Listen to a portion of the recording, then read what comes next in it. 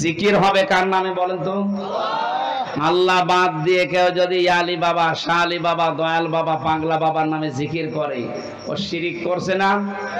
আর শিরিক করলে তাকে বলা হয় মুশরিক।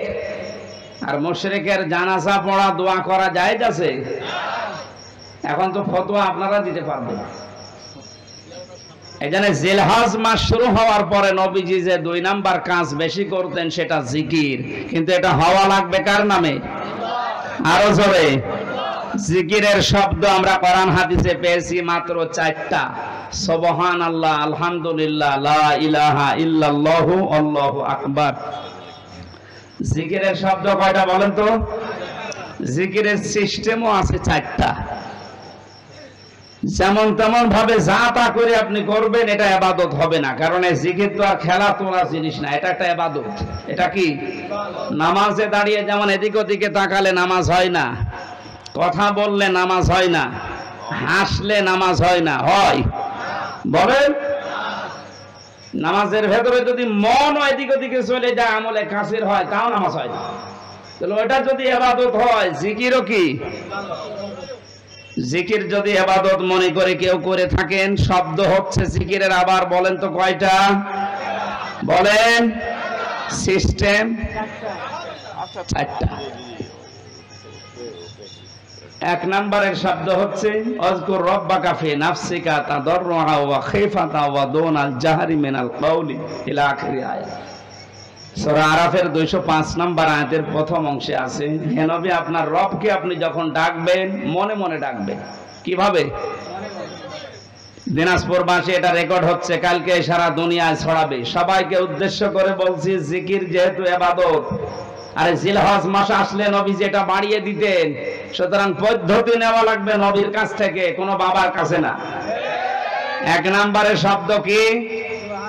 সুবহানাল্লাহ। 2 নম্বরে আলহামদুলিল্লাহ। 3 নম্বরে লা ইলাহা ইল্লাল্লাহ। 4 নম্বরে আল্লাহু আকবার। এর বাইরে কোনো জিকিরের শব্দ নেই। যদি থাকে ওগুলো দোয়া দরুদ। আমি কিছুক্ষণ আগে যেটা বললাম ওটা কোরআনের আয়াত, দোয়া হিসাবে আমরা পড়ি, রব্বানা আতিনা ফিদ দুনিয়া হাসানা, দুনিয়ায় আমাদের কল্যাণ দাও। ওটা একটা দোয়া, আমরা পড়ি কোরআনের আয়াতকে দোয়া হিসাবে।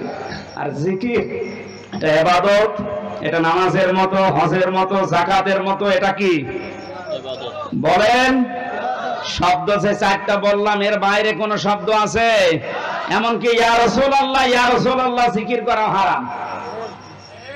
জিকির রাসূলের নামে নেই, রাসূলের নামে আছে দরুদ শরীফ। রাসূলের নামে কি? জিকির শুধুমাত্র করা লাগবে কার নামে? উযকুরুল্লাহা কামা আল্লামাকুম। জিকির করো ওইভাবে যেভাবে আল্লাহ শিখিয়েছেন। তা আল্লাহ সূরা আরাফের 205 নম্বর আয়াতে তো শিখিয়ে দিলেন আপনার রবের জিকির করবেন মনে মনে। 2 নম্বরে ভীত সন্তুষ্ট হয়ে, 3 নম্বরে কান্না জড়িত কণ্ঠে, 4 নম্বরে উচ্চ আওয়াজ বাদ দিয়ে। এর রেকর্ডকে তো বিষয় ছড়িয়ে দেবেন কালকে। সারা পৃথিবীর মুসলমানদেরকে বলছি, যেখানে যান এই 4টা সিস্টেমের বাইরে যদি কেউ জিকির দেয়, ওটা জিকির না, ওটা ওর ফিকির। আমি আশা করি এটা ক্লাস চলছে, আপনি ছাত্রের মতো বুঝেছেন, নাকি আমি রিপিট করব? এক ছাত্র এসে কাঁদছিল বাবার কাছে, জিজ্ঞাসা করছে কি কাঁদো কেন? কথা বলে না। কি কাঁদো কেন? কিছু বলো। রেজাল্ট দিয়েছে। রেজাল্ট দিয়েছে তো ভালো, ফেল করেছে না পাস করেছে? ছেলেটা বলছে আব্বা ফেল করলে তো কথা ছিল, ছিলাম 5-এ, নামিয়ে দিয়েছে 3। এরকম ছাত্র নাই তো আপনার? আবার আমি যা বলছি মনে থাকতেছে? সকালবেলা থেকে জীবনে কার্যকারী করা লাগবে। সুতরাং জিকিরের নামে উল্টাপাল্টা সবচাইতে বেশি এটা ভেজাল চলে বাংলাদেশ, ভারত আর পাকিস্তানে। পৃথিবীর বহু জায়গায় আমি আল্লাহর রহমতে গেছি, পাইনি। জিকির একটা ইবাদত, ওরা ইবাদতের মতো করে। অথচ এই 3টা দেশে এমন এমন জিকির চালু করেছে যে কোনো কোরআনে নেই, হাদিসে নেই, করলেই মানুষ মানে ঈমান হারা হয়ে যায়। আল্লাহর নাম বাদ দিয়ে আলী বাবা, শাহ আলী বাবা, কি বাবা বাবা নাম তুলিস আল্লাহ জানে। আল্লাহ আমাদেরকে বোঝার তৌফিক দিন, বলেন আমিন। জাহান্নামের এই মালিক যে দারওয়ান ফেরেশতা দাঁড়িয়ে আছে, ও কিন্তু জিজ্ঞাসা করবে যে কেন আসলে এখানে। ওরা দুইটা কথা বলবে, যারা জাহান্নামে যাবে তারা কথা বলবে কয়টা? তারা বলবে আমরা এক নম্বরে শোনার পরে না শোনার ভান করে থাকতাম।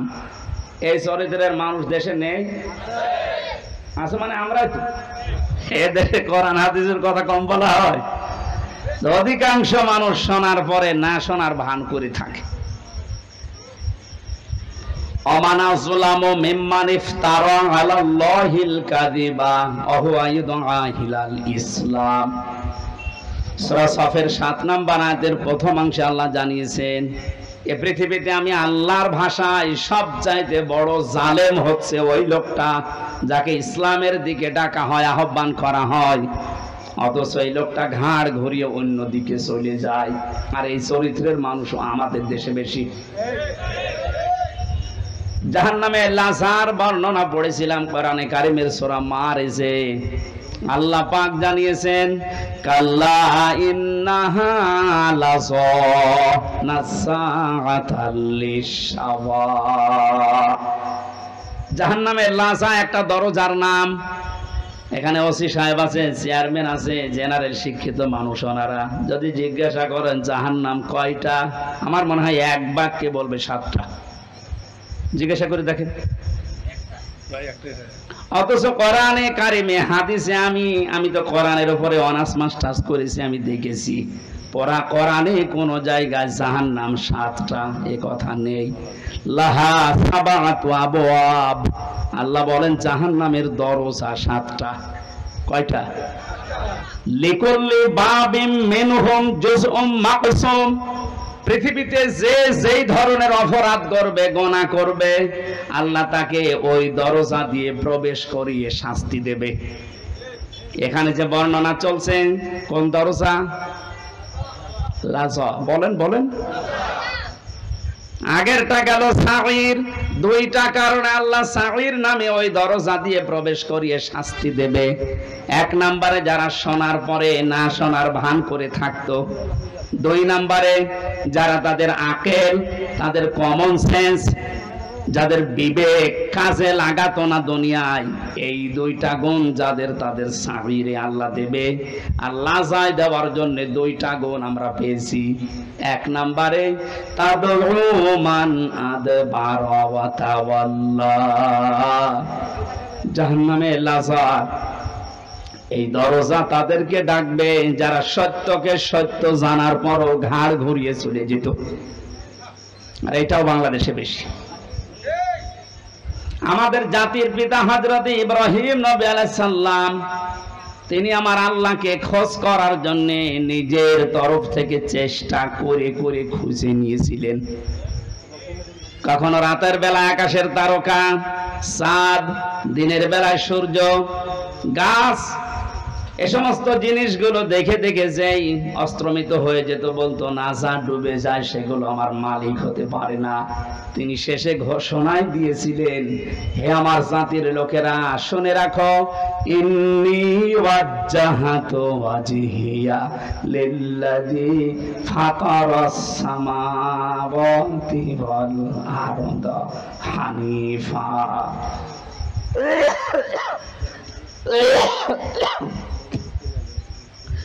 ওয়ামা আনা মিনাল মুশরিকিন। এটা জায়নামাজের দোয়া বলে অনেকে চালায়। না, এটা জায়নামাজের দোয়া না।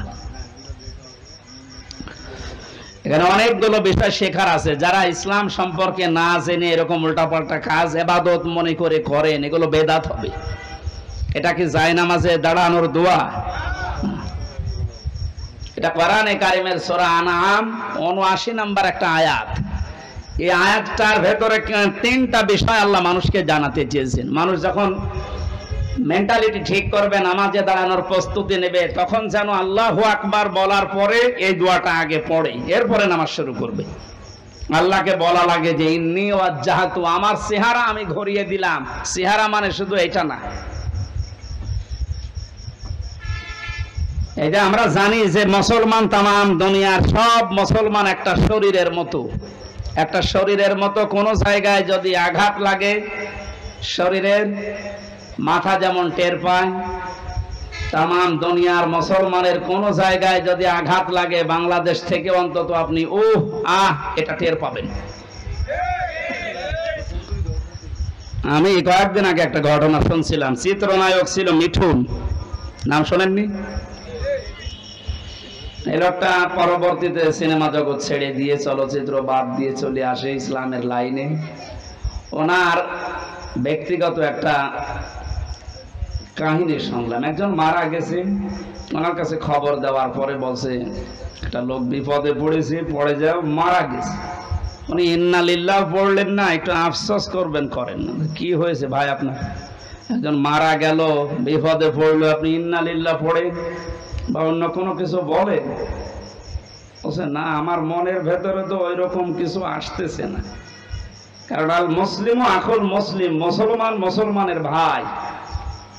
নবীজির হাদিস ছিল তাম পৃথিবীর সব মুসলমান একটা শরীরের মতো, শরীরের কোন জায়গায় আঘাত লাগলে যেমন তাম শরীরে খবর হয়ে যায়, আপনি আমাকে খবর দিলেন যে একজন মুসলমান বিপদে পড়েছে, মরে গেছে, তা আমার শরীরের ভেতরে তো সেরকম কোনো অনুভূতি আমি পাচ্ছি না, তা আমার মনে হয় তার কিছু হয়নি।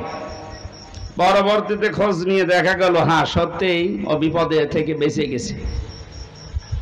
আমি এটা দ্বারা বোঝাতে চাচ্ছিলাম, একজন মুসলমানের ভেতরে কিরকম অনুভূতি আসলে সে বুঝতে পারে যে আমার মুসলমান ভাই বিপদে পড়েনি।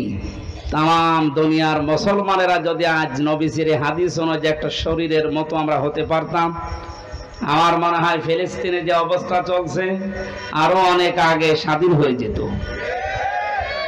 আমরা ওই হাদিসটাকে ওই ধাঁচে নিয়ে যেতে পারিনি। তাহলে আমার চেহারা বলতে শুধুমাত্র এই মুখমণ্ডল না, আমার ব্যক্তি, পরিবার, সমাজ, রাষ্ট্র প্রত্যেকটা একটা চেহারা। প্রত্যেকটা কি? এই চেহারাগুলো আমি সব আজ ঘুরিয়ে দিলাম আল্লাহ তোমার দিকে।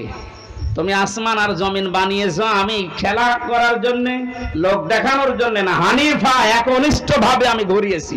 এখন আমি আর কারো দিকে নেই, আমি চীনের দিকে নেই, আমেরিকার দিকে নেই, রাশিয়ার দিকে নেই, ভারতের দিকে নেই, আমি আছি তোমার দিকে। এই কথা বলে মানুষ একটা নামাজে দাঁড়ায় আল্লাহু আকবার বলার পরে এই কথা বলতেছে, কোন জায়গায় আছে আপনি টের পাচ্ছেন? আল্লাহর সামনে সরাসরি দাঁড়িয়ে আমান আমিনাল মুশরিকিন, আর বলছে আল্লাহ আমি কিন্তু মুশরিক না। জাতির পিতা হযরত ইব্রাহিম আল্লাহকে খোঁজ করে করে তিনি পেয়েছিলেন, আর আমাদেরকে ইসলামের নিয়ম নীতিগুলো চোখে আঙ্গুল দিয়ে দেখিয়ে দিলেও আমরা অনেকে মানতে চাই না। আমি এটা বোঝাতে চাচ্ছিলাম, জাহান্নামে লাজার এই দরজা তো তাদের ডাকবে যে মানুষগুলোকে সত্য জানার বড় যারা অহংকার করে ঘাড় ঘুরিয়ে দুনিয়া থেকে মুখ ফিরিয়ে চলে। আর এটা দিন দিন এদেশে বেড়ে যাচ্ছে। যারা মাল সম্পদ জমা করে আর এগুলো সংরক্ষণ করা যায় কি করে সেই চেষ্টায় থাকে সব সময়। এই আয়াতের তাফসীর অনুযায়ী দুইটা কথা খুব গোপনে বলছি, মাইক বাদ দিয়ে বলবো নাকি? কোরআনে কারিমে আল্লাহ রাব্বুল আলামিন জানিয়েছেন ওমান আ'রাদা আন যিকরি ফাইন্না লাহু মাঈশাতান দনকা ওয়া নাহশুরুহু ইয়াওমাল কিয়ামাতি আ'মা। সূরা তাহার 124 নম্বর আয়াতে আল্লাহ পাক জানিয়েছেন আল্লাহর বিধান, আল্লাহর আইন বাদ দিয়ে পৃথিবীতে কেউ যদি উপায় করে, টাকা পয়সা কামাই করে, ইনকাম করে, দুইটা ক্ষতি হবে তার। এক নম্বরে আল্লাহ তার দুনিয়ার জীবনটা দঙ্কা সংকীর্ণ করে দেবে। দঙ্কা শব্দের যতগুলো ব্যাখ্যা আমি পেয়েছি বিভিন্ন তাফসিরে, বিশেষ করে ফি জিলাল কোরআন, সাইয়্যিদ কুতুব রহমাতুল্লাহ আলাইহি উনি দঙ্কার ব্যাখ্যায় 7টা বিষয় তুলে এনেছেন। আপনারা শুনতেছেন নাকি আমি মাছের কাহিনী শুরু করব? মনোযোগ সহকারে শুনতেছে তো? না, আমার মাছের কাহিনী মুখস্থ আছে, আমি বলি আপনারা তা ধরে বসে থাকেন। এটা ক্লাস চলছে, বললাম না 1 ঘন্টার কোরআনের একটা ক্লাস চলছে, ক্লাসের মতো আরো অ্যাক্টিভ হয়ে থাকেন, সব বাদ দেন। যারা ইনকাম করবে অবৈধ দুনিয়াতে উল্টা পাল্টা, তাদের এই ইনকামের বিষয়ে দঙ্কা দিয়েছেন আল্লাহ। কি দিয়েছেন? এটা মনে হয় ফেরেশতাদের জন্য। কাদের জন্য? যেহেতু ইনকাম উপায় আমরা করি, আর কোরআন আল্লাহ আমাদের উপরে নাযিল করেছে, আর এই কোরআনে এই আয়াত আছে সূরা তাহা 19 নম্বর পৃষ্ঠা 124 নম্বর আয়াত। কিছুই লাগবে না ভাই।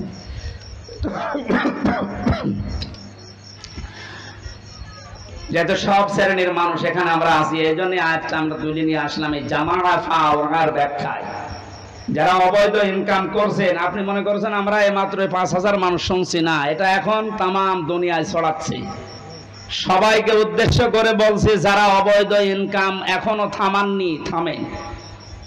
টাকা পয়সা যারা জমা করতেই আছেন, আর রক্ষণ করবেন কি করে, সংরক্ষণ করে রাখবেন, এই চিন্তায় আছেন না, আপনি পারবেন না। তাহলে আল্লাহ দঙ্কা এই শব্দটা মিথ্যা হয়ে যাবে। আল্লাহ তার কোরআনকে দুনিয়ায় মিথ্যা প্রমাণ করবে? বলেন। সুতরাং এর ভেতরে যা আছে কার্যকর 100 ভাগ হবে। আর এটা যে হচ্ছে আপনাকে আমি দেখাচ্ছি, দাঁড়ান।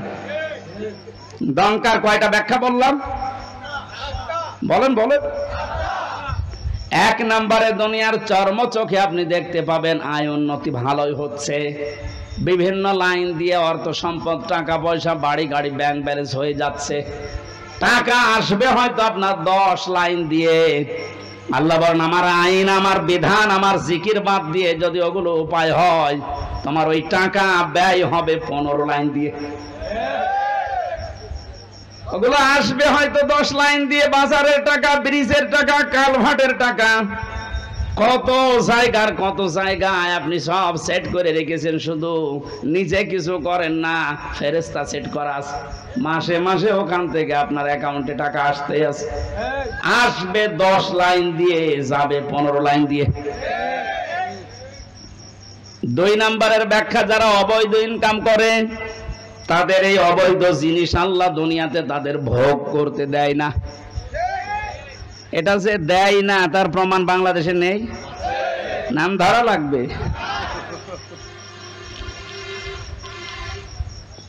সাবেক এই লোকটা গোপালগঞ্জের 4 ভাগের 1 ভাগ নিচে কিনে নিয়েছিল।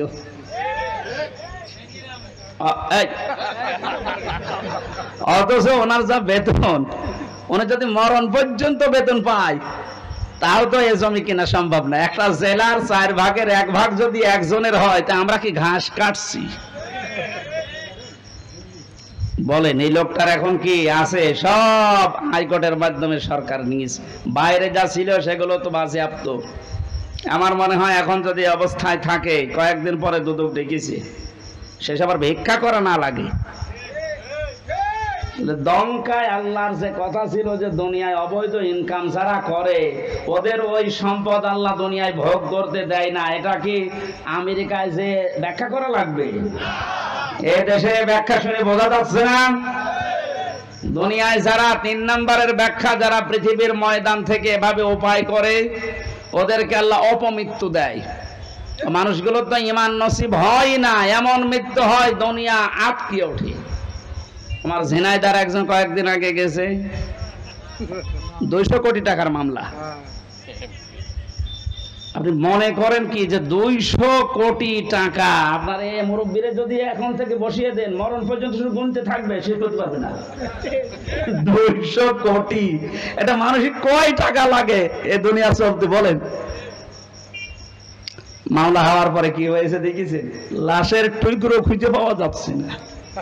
তার মেয়ে এখন কান্নাকাটি করছে যে একটা টুকরো অন্তত দেন, অন্তত লাশটা মনে করে দাফন করি, জানাজা পড়াই, তাও পাচ্ছে।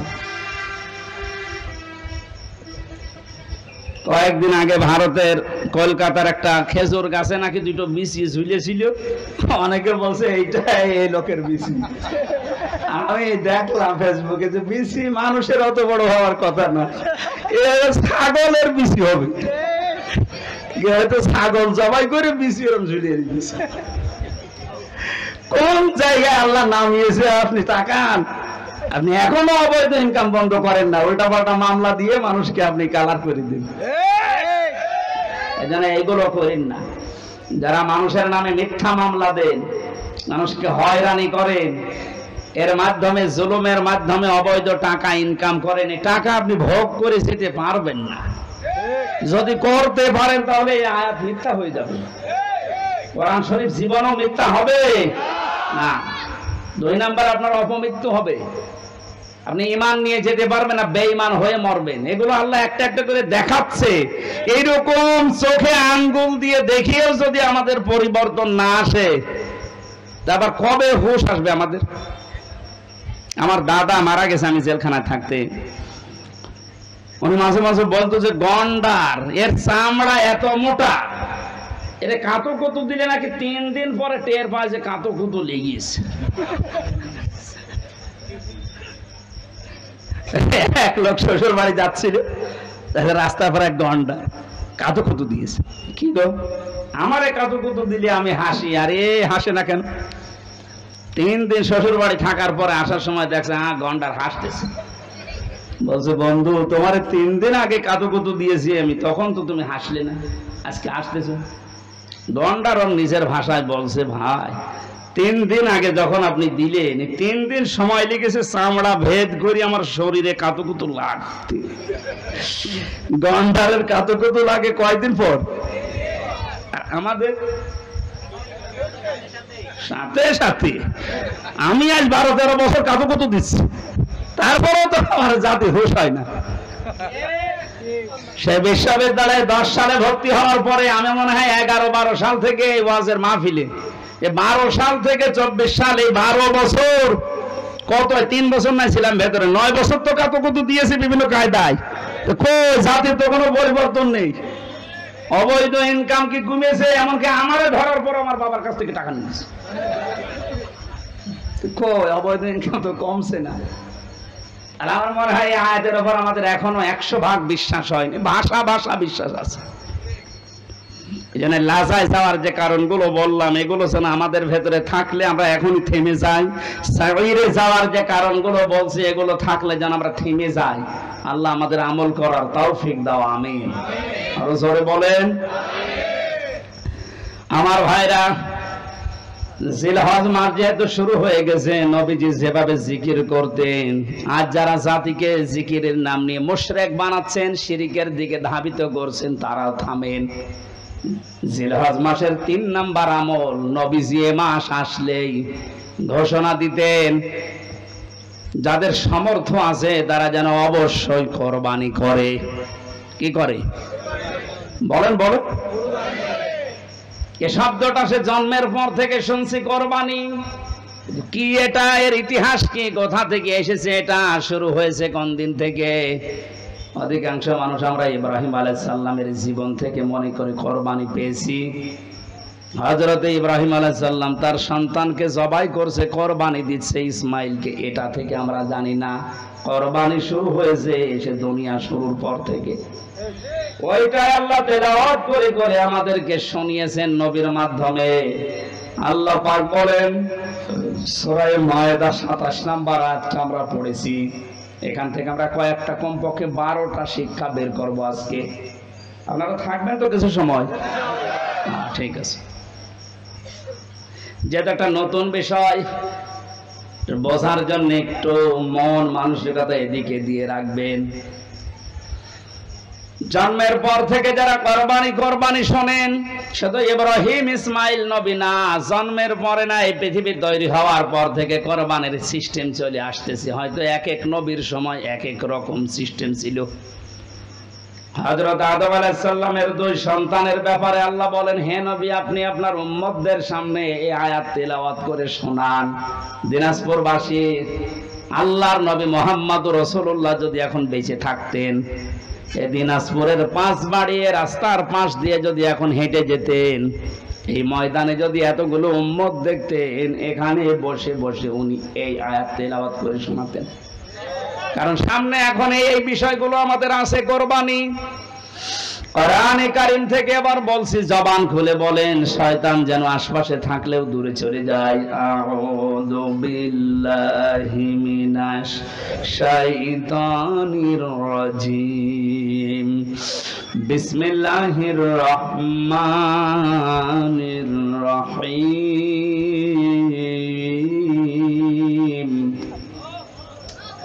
ওয়াতলু আলাইহিম নাবা বানাই আদম বিল হক ইলা আখির আয়াত। সূরা মায়েদা। কোন সূরা? বলেন বলেন। মায়েদা মানে দস্তরখানা। মায়েদা মানে কি? 120টা আয়াত আছে, 16টা রুকু আছে। আমরা মাত্র একটা আয়াত 27 নম্বর আয়াতের এক ভাগ পড়েছি 4 ভাগের। আপনি দেখেন এর ভেতরে কত কথা লুকিয়ে আছে। যদি 1-1.5 ঘন্টা আমি এভাবে বলি, দেখবেন 1-1.5 ঘন্টায় কিছুই হবে না, মনে হচ্ছে শুরু হচ্ছে।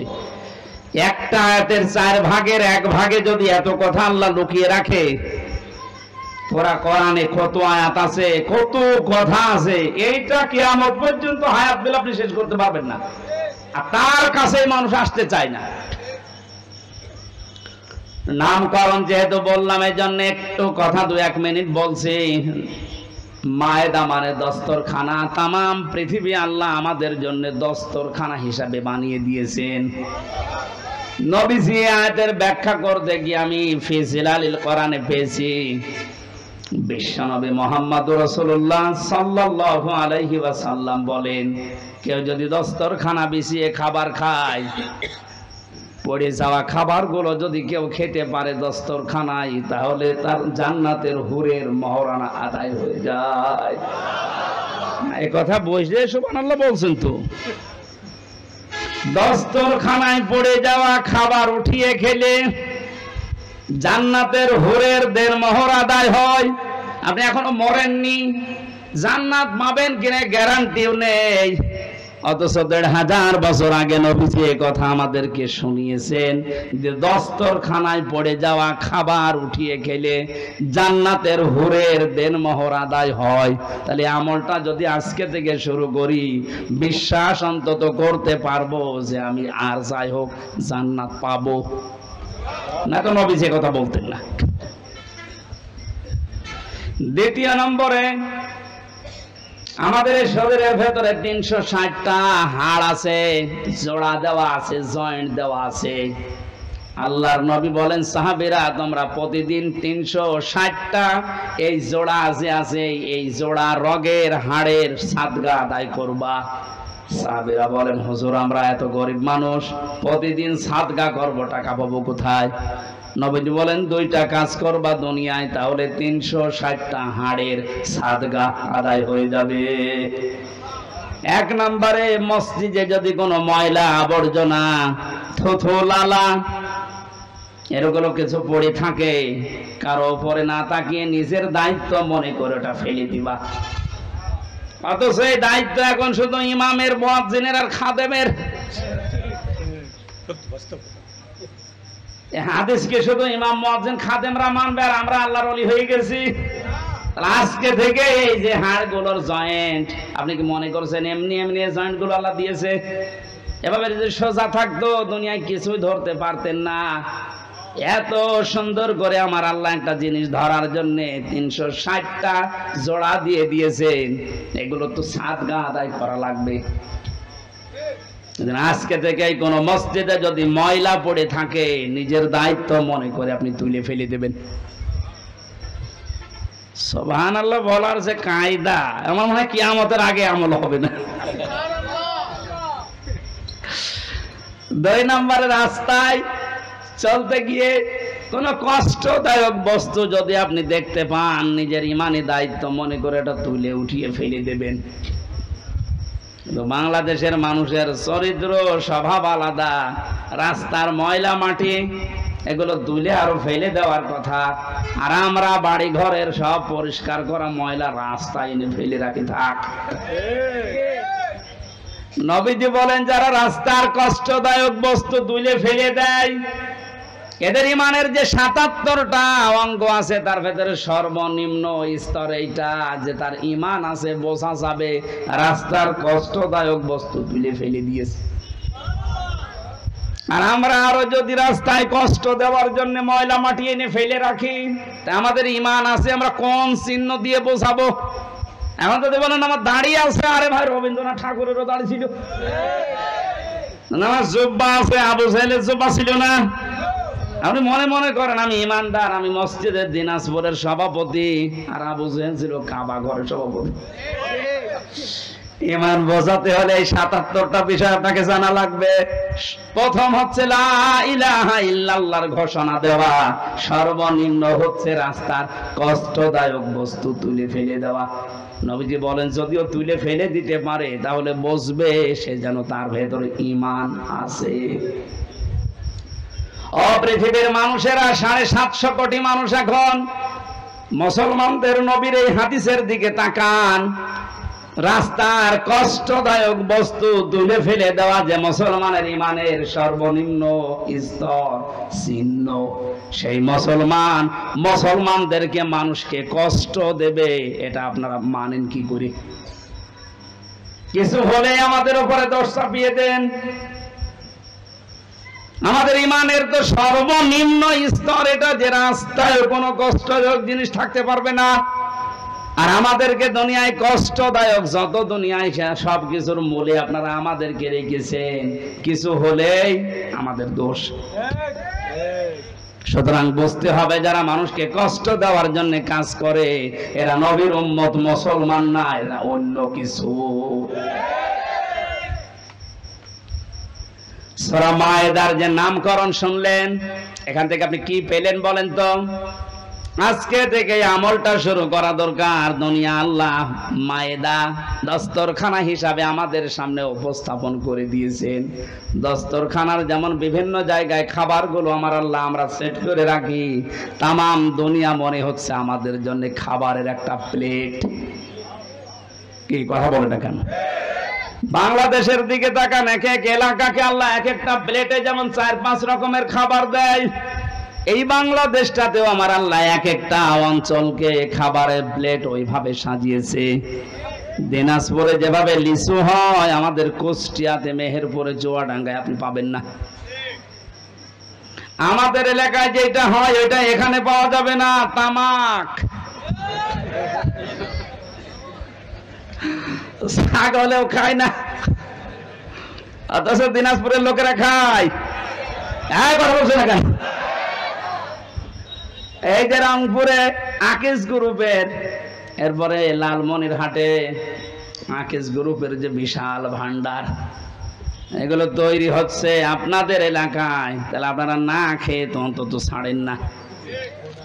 বিড়ি যারা খাচ্ছেন এই বদ অভ্যাসটা আজকে আল্লাহর জন্য বাদ দিয়ে দেবেন। কারা কারা বাদ দিতে পারবেন দেখি? বিড়ি খাওয়া তো একটা আছে এখানে, আলহামদুলিল্লাহ আজকের মাহফিল সাকসেস হবে, আপনি ছেড়ে দেবেন ভাই। শুধু দোষ আপনারও দেয় না, আপনার স্ত্রী নেই। সম্মানিত মা বোনেরা যদি এসে থাকেন, আপনার স্বামী যদি বিড়ি খায়, সিগারেট খায়, ওর বিছানা আলাদা করে দিন। ও শয়তান থাকে কোন জায়গায় দেখবো, শেষে যাই থাকতে পারবে না, বাধ্য হয়ে ছেড়ে দেবে।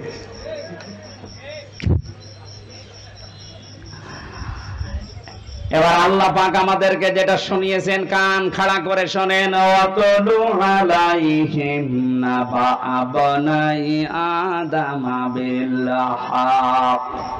হে নবী, আপনার উম্মতদেরকে এই দিনাজপুরে যারা উম্মত দাবি করছে তাদের সামনে আপনি আদম নবীর 2 সন্তানের কোরবানির যে কাহিনী এটা তেলাওয়াত করে শোনান। আমার এখানে প্রশ্ন আছে, এই আমরা বাতাস দিচ্ছিল কে আছে এখানে? এবারে আপনারা জিজ্ঞাসা করবো, কিন্তু এই যে প্রথম শব্দ আমার আল্লাহ দিলেন আব্দুল্লাহ, আপনি তেলাওয়াত করেন। আলাইহিম তাদের নিকটে, নাবা আবনাই আদম বিল হক, হযরতে আদম নবীর 2 সন্তানের যে কোরবানির কাহিনী এটা আপনি এদেরকে তেলাওয়াত করে শোনান। কিভাবে শোনাবেন? বিল হক, সঠিকভাবে, যথাযথভাবে, সত্য যেটা ওইভাবে। এখন আমাদের প্রশ্ন আসে, আমরা 1500 বছর আগে না, এই পৃথিবী তৈরি হওয়ার পরে এই ঘটনা, হাজার হাজার বছর পরে এই ঘটনা শুনে আমরা করব কি? নাকি আমাদের এখানে কি করণীয় আছে? আল্লাহ 12টা জিনিসের পরে দিয়েছেন, আমরা দেখি। প্রথম নাম্বার এই তেলাওয়াত। কি শব্দ দিয়েছেন? আরো জোরে বলেন। আমি যদি এনাকে মুরব্বীকে বলি তেলাওয়াত করেছেন আজকে, উনি বলবে হ্যাঁ। কি পড়েছে তেলাওয়াতে? হয়তো আলাম তারা কাইফা ফাআলা রাব্বুকা বিআসহাবিল ফিল আলাম ইয়াজআল কায়দাহুম ফি তাদলিল ওয়া আরসালা আলাইহিম তায়রান আবাবিল। তেলাওয়াত হয়েছে না? কথা বুঝতেছেন? আল্লাহর প্রথম শব্দ ওয়াতলু। আপনি তেলাওয়াত করে শোনান আপনার উম্মতদেরকে। তো ওনারে বললাম তেলাওয়াত করেছেন আজকে, উনি তো এই সূরাটা মনে করেন শোনাইছে, তেলাওয়াত হয়েছে না? না। পড়া কোরআনে তিনটা শব্দ আমি পেয়েছি কোরআন পড়ার ব্যাপারে, কারা, রাতালা, তালাওয়া। অবিধান বেত্তা যারা আছে এই তিনটা শব্দের ব্যাখ্যায় লিখেছেন, কেউ যদি কোনো কিছু তেলাওয়াত করতে চায় তার চারটা হক আদায় করা লাগবে। এক নাম্বার ওটাকে শুদ্ধ করে পড়া লাগবে, দুই নাম্বারে ওটা বুঝতে হবে আপনাকে, তিন নাম্বারে ওই বোঝা বিষয়ের উপরে আপনার প্র্যাকটিক্যাল লাইফে আমল থাকা লাগবে, চার নাম্বারে ওইটা যেন মানুষ মানতে পারে এই ব্যবস্থা করে দেওয়া লাগবে। তাহলে অনেকে হয়তো শুদ্ধ করে হয়তো তেলাওয়াত করেছে।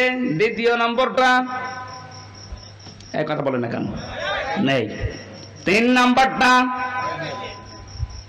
যতটুকু পড়েছে অতটুকু ওনার প্র্যাকটিক্যাল লাইফে থাকবে। উনি তেলাওয়াত করেছিল আলাম ইয়াজআল কায়দাহুম ফি তাদলিল। হে নবী, আপনি কি তাদের দিকে তাকিয়েছেন? আল্লাহ হাতিওয়ালাদের সাথে কি ব্যবহার করেছিলেন? তাদের সমস্ত ষড়যন্ত্র আমার আল্লাহ কি নস্যাৎ করে দেয়নি? কায়দাহুম, কায়দা মানে কি? কায়দা বলেন আমরা কায়দা করেছো, এই কায়দা মানে ষড়যন্ত্র। আল্লাহ কি তাদের ষড়যন্ত্র নস্যাৎ করে দেয়নি? এটা উনি পড়ার পরেই মনের ভেতরে 100% দৃঢ় বিশ্বাস রাখবে। কাবা ঘর যেভাবে আমার আল্লাহ রক্ষা করেছিলেন ষড়যন্ত্র থেকে আব্রাহার এই হাতিওয়ালা বাহিনীর, তামাম পৃথিবীতে মুসলমানদেরকে, ইসলামকে আল্লাহ কিয়ামত পর্যন্ত ভাবে রক্ষা করবে। আজ আমরা ইসলামের দুরবস্থা থেকে অনেকে সাইড কেটে চলে যাচ্ছে, দিনকাল ভালো না। তা আপনি কি পড়লেন? কোরআনের আয়াতের উপরে তো আপনার 100% বিশ্বাস এখনো আসেনি, তার মানে আপনার তেলাওয়াত হয়নি। নবীজিকে আল্লাহ বললেন আপনি তেলাওয়াত করে শোনান, তো তেলাওয়াত করলেই তার মানে আপনি বুঝবেন যে কি আল্লাহ বলতে চাই।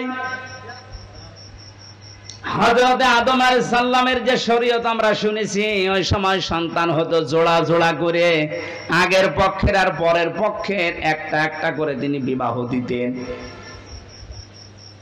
যে মেয়েটাকে বিবাহ করার কথা, তাসলিমা আর আকলিমা, হাবিলের সাথে যেটা সেটা সুন্দরী ছিল, কাবিলের সাথে যেটা ওটার চেহারা অত ভালো ছিল না।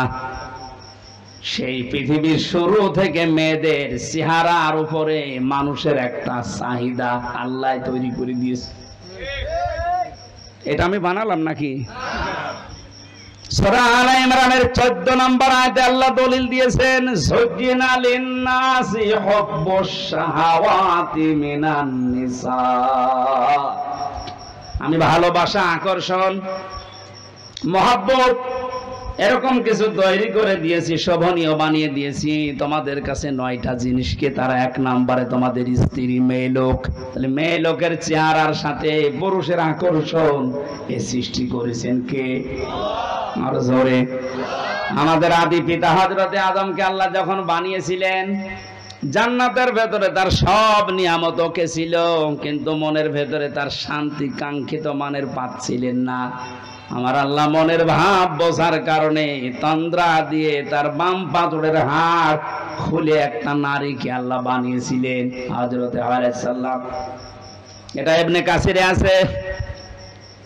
এই পৃথিবীতে 4 জন মহিলাকে আল্লাহ সবচাইতে বেশি সুন্দরী বানিয়েছেন, তার ভেতরে 1 নম্বরে আমাদের আদি মাতা হযরতে হাওয়া আলাইহিস সালাম। এত সুন্দর করে আল্লাহ দুনিয়াতে আর কাউকে বানাননি। 2 নম্বরে হযরতে বিলকিস, এত সুন্দর ছিল। 3 নম্বরে ইব্রাহিম আলাইহিস সালামের প্রথম স্ত্রী হযরতে সারা, 4 নম্বরে ইউসুফ নবীর স্ত্রী হযরতে জুলাইখা। যদিও অনেকেই কেউ কেউ হযরতে ফাতেমাতুজ জোহরার কথা জানিয়েছেন, কিন্তু আগের 4টাই প্রসিদ্ধ। হাওয়া আলাইহিস সালাম, বিলকিস, সারা, জুলাইখা, এত সুন্দর করে আমার আল্লাহ তাদেরকে বানিয়েছেন, কিয়ামত পর্যন্ত অত সুন্দরী মানুষ আর আসবে না। পরিমণিত কি কিছুই না, কারণ ওরা তো সরাসরি আমি জেলখানার পাশে দেখেছি।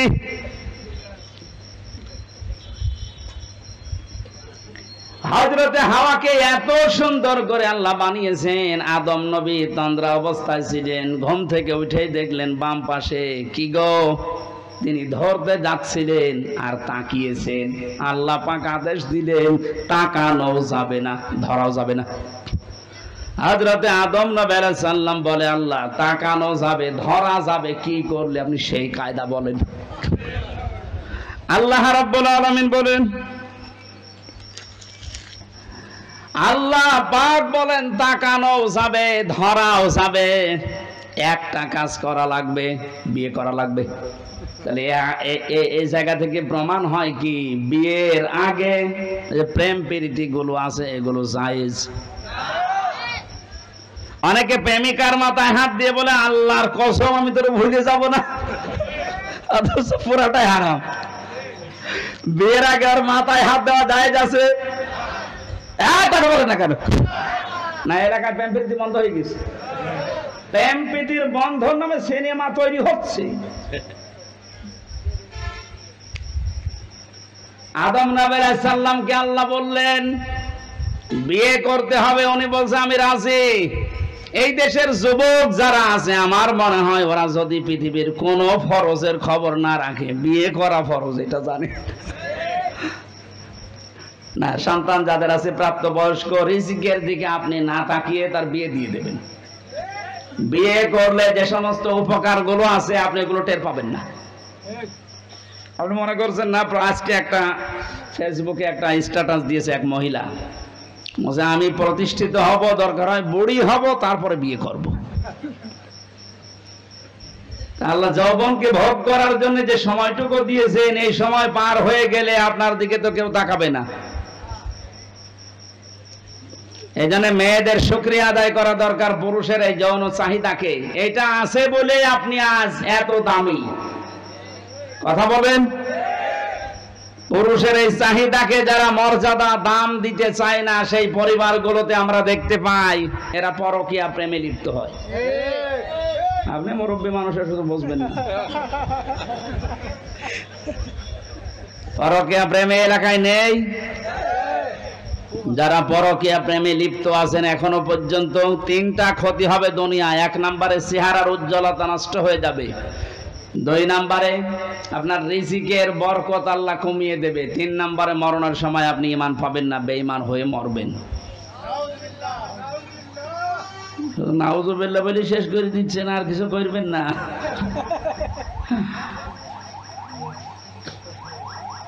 হযরত আদম বলছে আল্লাহ আমি রাজি আছি বিয়ে করতে, তুমি ব্যবস্থা করো। বলে বিয়ে করতে হলে দেনমোহর দেওয়া লাগবে। কোথায় পাবো? কিচ্ছু নেই আমার কাছে। আল্লাহ পাক ওই দিন বলেছিলেন আমার নবী মুহাম্মদুর রাসূলুল্লাহর নামে 10 বার দরুদ পড়ো, ওইটাই দেনমোহর হয়ে যাবে। দেনমোহর শেষ, বিবাহ শাদী শেষ। আল্লাহ রাব্বুল আলামিন হযরত আদম আলাইহিস সালামকে এবার আদেশ দিলেন। এখানে আমি 2টা শিক্ষা বলবো, আলেম যারা আছেন খেয়াল করেন।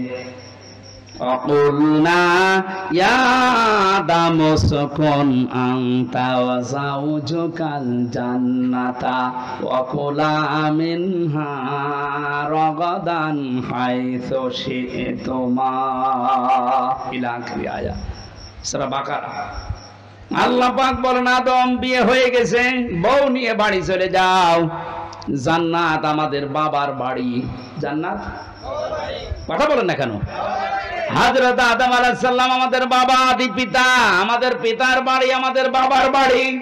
তার মানে আল্লাহ পাক আমাদেরকে দুনিয়ায় জানাতে চাইলেন এই পৃথিবীর বান্দা বান্দিরা বিয়ে করার পরে বউ নিয়ে যাওয়া লাগবে বাবার বাড়ি। অথচ কত আল্লাহর ওলি এখানে বসে আছে, ঘর জামাই থাকে। আরে বিয়ে করে বউ বাবার বাড়ি নিয়ে যাওয়ার নিয়ম, আর আপনি সহ থেকে যাচ্ছেন।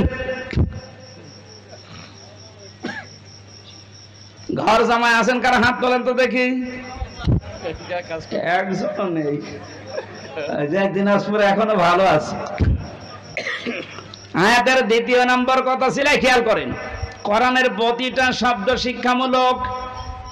আল্লাহ বলবেন জান্নাতে যাও, তোমার স্ত্রীকে নিয়ে তোমার বাড়িতে চলে যাও। আনতা ওয়া যাওজুকাল জান্নাতা ওয়া কুলা, এই এক আলিফ টান আছে, ওয়া কুলা। আল্লাহ দ্বিবচন দিলেন কেন? আল্লাহ পাক আনতা ওয়া কুলা দিতে পারতেন না? তুমি তোমার বাড়িতে যে নিজে আগে খাবা মরণের খাওয়া, এরপরে বউকে খাওয়াবা না। আল্লাহ একবারে কোলা দিয়েছেন, আংটা দেয়নি। আল্লাহ বলেন যে পরিমাণের খাবার, যে মানের খাবার, যেরকম দামি খাবার তুমি খাবে, ওই মানের খাবার স্ত্রীকে খাওয়ানো লাগবে। আজ নারী পক্ষ, নারী স্বাধীনতা আন্দোলন, নারী বিপ্লব পরিষদ, নারী জোট, 13টা সংগঠনের দেশে মেয়েদের অধিকার আন্দোলনে কাজ করছে। অথচ মেয়েদের সবচাইতে বড় অধিকার আমার আল্লাহ দুনিয়া তৈরি হওয়ার পরে আদম আলাইহিস সালামকে, হাওয়া আলাইহিস সালামকে দিয়ে দিয়েছে। কেন? তিনি জান্নাতের ভেতরে বলতে পারতেন না, আদম তোমার বাড়ি যেহেতু মরণের খাওয়া খাও, স্ত্রীকে যতটুকু পারো দাও, না পারো না দাও, বলতে পারতেন না? অথবা নিচের খাওয়ার পরে তারপরে বাঁচলে তাকে দেবে, তারপরে আংটা শব্দ দিয়ে পরবর্তীতে স্ত্রীর নাম দিতেন সাউজুন। কই আল্লাহ তো একবারে কোলা দিলেন। ও তামাম পৃথিবীর নাস্তিক, মুরতাদ, বেঈমান, উল্টা পাল্টা নারীদেরকে বসিয়ে ইসলাম বিদ্বেষী যারা বানাতে চান, আল্লাহ পাক মেয়েদেরকে যে অধিকার দিয়েছে কিয়ামত পর্যন্ত আপনি দিতে পারবেন না। সুতরাং মেয়েরা ওদের কথা শুনে রাস্তাঘাটে নেমে মিছিল করা বন্ধ করেন। ওরা আপনাদেরকে ভোগের বস্তু বানাতে চায়, আর আল্লাহ পাক আপনাকে এই পৃথিবীর ময়দানে দামি বস্তু বানাতে চায়। তাহলে আমাদের উচিত হচ্ছে, আদম আলাইহিস সালাম আমাদের জাতির পিতা, জান্নাতে যাবার পরে আল্লাহ বললেন সাবধান, নিজে খাবে, স্ত্রীকেও খাওয়াবে, ওই মানের পোশাক, ওই মানের খাবার। হাইসো সে তোমার, এদিকে তাকান, হাইসো সে তোমার, যেখানে ইচ্ছা যাবে, যা ইচ্ছা খাবে। তাহলে আয়াত দিয়ে প্রমাণ হয় স্ত্রীকে সাথে নিয়ে বেড়াতে যাওয়া, ঘুরতে যাওয়া, বিভিন্ন জায়গায় যাওয়া জায়েজ আছে। হ্যাঁ, জায়েজ আছে বলে আল্লাহ শেষ করে দেয়নি। ওয়ালা তাকরাবা, সাবধান, নিকটে যাবা না। হাদিহি শাজারা, এই গাছের নিকটে। কোন গাছ? না, এখানে অনেকে এই গন্ধম গাছ মনে করে। আরে ভাই, শুধুমাত্র গন্ধম গাছের কথা যদি আল্লাহর উদ্দেশ্য থাকতো, এই আয়াত কোরআনে নাযিল করে আমাদেরকে শোনাবে কোন কারণে এখন গন্ধম গাছ আছে। তার মানে হাদিহি শাজারাতা, এটা দিয়ে আল্লাহ আরো উদ্দেশ্য আছে। যদিও গন্ধম গাছ, এর ভেতরে কয়েকটা অর্থ আমি পেয়েছি তাফসিরে, হাক্কানির ভেতরে পাবেন। 1 নম্বরে মুফাসসিরিন ইকরাম লিখেছেন, আল্লাহ পাক জানিয়েছেন আদম শুধু তোমার জন্য না, কিয়ামত পর্যন্ত তোমার সন্তানাদি দুনিয়ায় যারা যাবে, এই মানুষগুলো যেন আল্লাহর নিষিদ্ধ কোনো বর্ডার পার না হয়। স্ত্রীকে নিয়ে খাবে, ঘুরবে, বিভিন্ন অনুষ্ঠানে যাবে, কিন্তু যে অনুষ্ঠানে গেলে আল্লাহর বর্ডার ক্রস হয়ে যায়, যেখানে গেলে আল্লাহর বিধান পালন করা যায় না, ওই রকম অনুষ্ঠানে বউ নিয়ে যাওয়া যাবে না। আপনি বিবাহ অনুষ্ঠানে যান, আমি নিষেধ করছি না, কিন্তু এমন বিয়ে অনুষ্ঠানে বউ নিয়ে, মেয়ে নিয়ে, বেটার বউ নিয়ে যাওয়া যাবে না, যেখানে গেলে নিষেধ, আল্লাহর বিধান মানা যায় না, তারাও মানতে পারে না। এরকম বিয়ে দেশে নেই। এই কথা বলে না কেন? এখন যদি বলেন আত্মীয়তা থাকে না, না থাক, আগে আল্লাহর বিধান, তারপর আপনার আত্মীয়।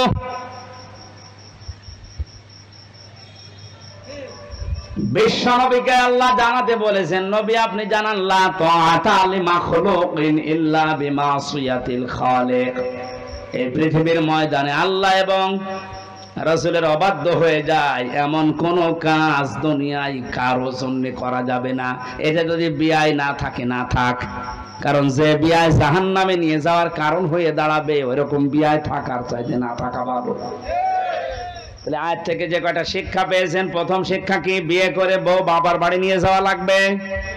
2 নম্বরে যা খাবেন, যে মানের খাবার, ওই মানের খাবার তাদেরকে দেওয়া লাগবে। এক কথা বলেন না কেন?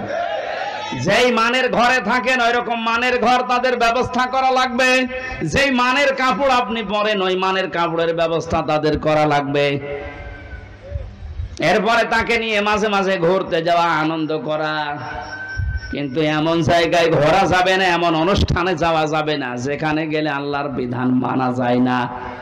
আজ বাংলাদেশে এমন এমন দিবস নাম দিয়ে চালাচ্ছে যে দিবসে গেলে ঈমানও যায় আমলও যায়। নাম দিয়েছে শিশু মেলা, শিশু নেই, শুধু শিশুর খালারা আর মামারা। আর ওখানে গেলেই শুধু অ্যাক্সিডেন্ট হয়। এরকম অ্যাক্সিডেন্টের মেলা নেই, নাম দিয়ে শিশু মেলা। শিশু খুঁজে পাওয়া যাচ্ছে না, খালি শিশু খালারা আর মামারা।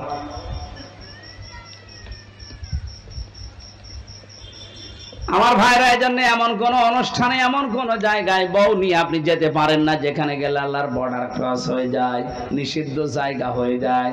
যদি যায় আল্লাহ পাক বলেন ফাতাকুনা মিনাজ জালিমিন, দুইজনে কিন্তু জালেম হয়ে যাবে। হযরত আদম আলাইহিস সালামের যে সন্তান কাবিলের ভাগ্যে যেই মহিলা জুটেছিল তাসলিমা আর আকলিমা, এই সুন্দর চেহারা নাই, এই জন্যে ওর আগের সিরিয়ালে যেটা এসেছে এই মেয়েটাকে বিয়ে করার জন্য প্রস্তাব দিয়েছে আদম নবীকে। হযরতে আদম আলাইহিস সালাম সন্তানকে বললেন না, এটা সম্ভব না, আল্লাহর আইনের বিরুদ্ধে কাজ কখনোই করা যাবে না। ও তখন ফোন দিয়েছে নিজের ভাই যেটা সুন্দরী মেয়েটার সাথে বিয়ে হবে, আগে যদি এই ভাইকে সরিয়ে দিতে পারি তাহলে এই মেয়েটা আমার জন্য সহজ হয়ে যাবে। এই চিন্তা ভাবনা তার ব্রেনের ভেতরে ঢুকিয়েছে শয়তান। আল্লাহ পাক বলেন ইযি কুরবানান ফাতুকবিলা মিন আহাদিহিমা ওয়া লাম ইউতাকাব্বাল মিনাল আখার। হযরতে আদম আলাইহিস সালামের এই দুই সন্তান কোরবানি করেছিল আদম নবীর কথা মতো, যে চাটিয়াল ময়দানে পশু জবাই করে রেখে আসো, আকাশ থেকে আগুনের ঝলক এসে পুড়িয়ে ফেলবে। ওই জামানার কোরবানি ছিল এইটা। কথা বুঝতেছেন? হযরতে আদম নবীর ওই জামানার শরীয়ত ছিল এরকম, আপনি কোরবানি জবাই করে রেখে আসবেন চাটিয়াল ময়দানে, আকাশ থেকে আগুনের ঝলক এসে পুড়িয়ে ফেলবে, তাহলে বুঝবেন আপনার টাকা হালাল, ওইটা কবুল হয়েছে। আর যারটা পোড়াবে না, অভাবে থেকে যাবে, তার বুঝতে হবে টাকার ভেতরে 2 নাম্বারই আছে। আমার মনে হয় এই শরীয়ত যদি আজ বাংলাদেশে থাকতো, কত মানুষ যে ধরা খেত আল্লাহ ভালো জানে। এই জন্য যারা অবৈধ ইনকাম করে, যাদের টাকা পয়সা হালাল না, সুদের টাকা, ঘুষের টাকা, মানুষ ফাঁকি দেওয়া টাকা, জেনে শুনে তাদের সাথে কোরবানি করা জায়েজ নেই। যদি কেউ করে জেনে শুনে, তাহলে আপনার হালাল টাকার কোরবানি হবে না। নাকি মাসলা বলা ভুল হয়ে গেল? এই এলাকায় এসব আছে। আপনি কোরআনে যত জায়গায় কোরবানি শব্দটা পাবেন, দেখবেন তার আগে আল্লাহ নামাজের কথা দিয়েছেন, ওলে ইন্না সলাতি ওয়া নুসুকি। এই যে সলাতি ওয়া নুসুকি, নুসুক শব্দের অর্থ 3টা। 1 নম্বরে কোরবানি, 2 নম্বরে হজের ক্রিয়াকলাপ, 3 নম্বরে ইবাদত বন্দেগী। আপনি 1 নম্বরেই ধরেন কোরবানি দেওয়া। আল্লাহ আগে নামাজ, এরপরে কোরবানি দিয়েছেন। ফাসাল্লি লিরাব্বিকা ওয়ানহার, আপনি রবের নামে নামাজ পড়েন, এরপরে কোরবানি দেন। এখান থেকে মাসলা বের হয়, যারা নামাজ পড়ে না তাদের সাথে কোরবানি করা জায়েজ নেই। এলাকায় করেন কেউ, আপনারটাও হবে না। হযরত আদম নবীর শরীয়ত যদি এখন থাকতো, কত বড় বড় হাসি সে ধরা খেত আল্লাহ ভালো জানে, আমরাও ধরা খেতাম। কারণ আজ হাজারো মানুষ কোরবানি দিচ্ছে, আজ 50টা আকিস গ্রুপে কোরবানি দেবে, আমার মনে হয় কয়েকশো। টাকা যদি রিকশা চালকের মতো হালাল ইনকাম করে কোরবানি দেওয়া লাগতো, এভাবে হাজার হাজার গরু আমরা একজনকে কোরবানি দিতে দেখতাম না। চাটিয়াল ময়দানে রেখে আসার কারণে যখন কবুল হয়নি, তবে শয়তান তখন ধোঁকা দিয়েছে, পথের এই কাঁটা, এই ভাই এটাই সরিয়ে ফেল, তাহলে সুন্দরী মেয়েকে তুই পেয়ে যাবি। আল্লাহ পাক বলেন একজনেরটা কবুল হয়েছিল, ওয়ালাম ইয়াতাকাব্বাল মিনাল আখার, আর যারটা কবুল হয়নি এই লোকটা ডাক দিয়ে বলেছে, এই কাবিল, ক্বালা লা আকতুলান্নাকা, অবশ্যই আমি তোরে আজকে আর এখান থেকে বাড়ি যেতে দেব না, তোরে মেরে ফেলবো। আজ বাংলাদেশে আপনি একটা মিলাবেন বৈধভাবে, সৎভাবে, অনেকের সাথে অনেকে চরিত্র দিয়ে পেরে উঠতে পারে না, তখন তাকে রাস্তা থেকে সরিয়ে দেওয়ার ব্যবস্থা করে। এমন এমন মামলা হামলা বিপদ আপদ তার ভেতরে তারে ফেলে দেয়, সে যেন আর উঠতে না পারে। কোরআনে কারিমের সূরা নিসা 5 নম্বর পারা 15 নম্বর পৃষ্ঠার 12 নম্বর লাইনের 113 নম্বর আয়াত, বাড়ি যে একটু আয়াতটা মিলাবেন।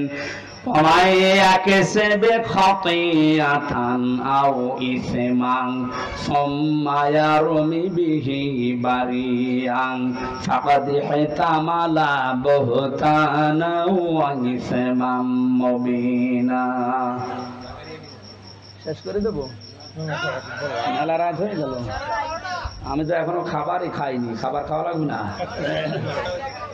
একটু করবো, ঠিক আছে, আর একটু করে খাবার নিয়ে আসে, খাবার খাই দেয় আবার শুরু করো। সূরা নিসার আয়াতের বর্ণনা বলছি। আল্লাহ পাক বলেন পৃথিবীতে অনেক মানুষ এমন আছে নিজে অন্যায় কাজ করে, আর অন্যায়টা যখন হয়ে যায় তখন একটা নিরপরাধ মানুষের উপরে দোষটা চাপিয়ে দিয়ে নিজে ভালো সাজে। এ যেন প্রকাশ্য পাপের বোঝা বহন করে নিয়ে বেড়াচ্ছে, বলেন নাউজুবিল্লাহ। ও পৃথিবীর মুসলমানেরা, আল্লাহ যদি চর্মচোখে পাপের বোঝা দেখার মতো সুযোগ আমাদেরকে দিত, এদেশে আজ হাজারো ভদ্রলোক নামে যারা, এরা রাস্তায় বের হতে পারতো না। বিনা কারণে একটা মানুষের উপরে দোষটা আপনি চাপিয়ে দিলেন, অথচ লোকটাও বিষয় কিছু জানেই না। কথা বলেন না কেন? আল্লাহ তুমি আমাদেরকে বোঝার মতো রকম ঈমান এবং যোগ্যতা দান করো, বলেন আমিন। জীবন চলে যাবে, নিরপরাধ কোন মানুষকে আমরা যেন না ফাঁসাই। আপনি ওরে ফাঁসিয়ে ওর ক্ষতি করতে পারেননি, নিজে পাপের বোঝা আপনি বহন করে নিয়ে বেড়াচ্ছেন। হয়তো আজ আমাদের ওই চোখ নেই, তা আমরা দেখতে পাচ্ছি না। সাদা ধুতি পরে সুন্দরভাবে গোসল করে গোপ দাড়ি কেটে একেবারে ফেরেশতার মতো লাগতেছে আপনাকে। আপনি যে কাজ করিয়ে এসেছেন এটা যদি সত্যি শরীরে লেখা থাকতো, আল্লাহ শুধু সাত্তার নামের ওসিলায় আপনার শরীরে এই গুনাহটা লিখে দেয়নি।